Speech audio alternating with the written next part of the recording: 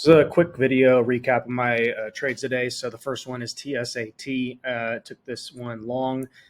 This one is a what I call a multi-day long setup, which basically is something that's made a move on day one and it's still hanging around by day three. Sometimes I'll take it on day two, but not always. It's usually I like it when it's still hanging around day three, especially over where most of the volume was traded.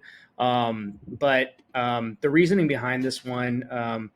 They are coming out with another like product or news release in September. I didn't really think that was, nothing significant, but I took that into account. But the main thing was just the way it traded. So like on the day one, it never really let shorts out either way. So maybe in hindsight, it would have been a good one to take long yesterday.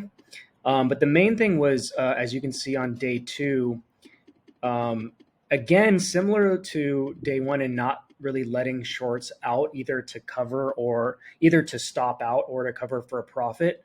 You see here, it's like, rejects, okay, pretty good short signal, even this pop, another, good short signal. And then, you can even argue that short could be adding here, but it's not really, you're probably going to want to cover closer to the prior day's VWAP or even lower because it made a pretty significant move. But it never really let shorts out. That was kind of the main thing when I saw it today. And then, so this is the second day. I was really watching it very closely here. The stat said that it had a 60% chance to close green, which is nothing significant. So it was a little bit more just looking at the setup more than the statistics. So then I took it long. I think it was around here when it looked like it was about to break out, just risking 50 cents or so. And then I took profits too early for sure. I was away. I set some sell orders, and I'm holding on to half, so I'm swinging the rest. The next one is TTOO. So this one also was kind of just like a technical breakout. If you look at the daily chart prior to the breakout,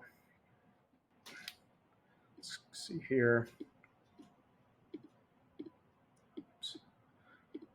Okay, that's not working. But yeah, you kind of see this nice little daily breakout chart. So I took this into the close yesterday. I added pre-market. I'm not actually showing pre-market here.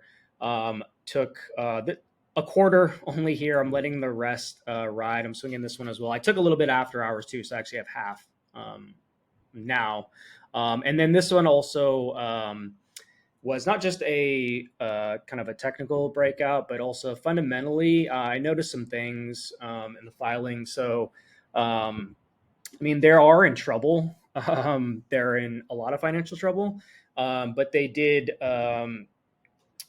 take care of some of the issues. So, for example, they converted a bunch of debt to equity.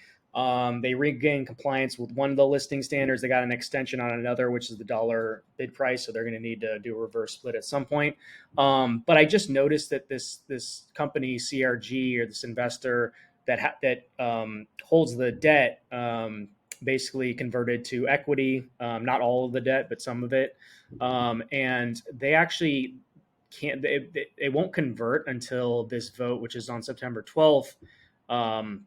So as you can see right here, upon the approval of the CRG debt to equity conversion. So I've seen this before where they have these kind of like debt is converting to equity. And I've seen these kind of distressed companies run into this because obviously they can't sell anything yet. So, I don't know if that's 100% the reason why, but it does give it a reason to hold up and hang around and make another move. So that was the other thing. Another small thing was I noticed in the earnings call, they had a big gap, I think back in May, on some news.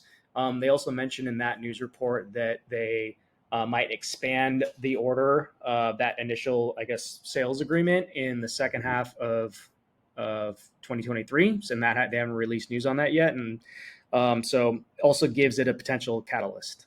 So that's kind of the reasoning behind these trades I took. And that's it.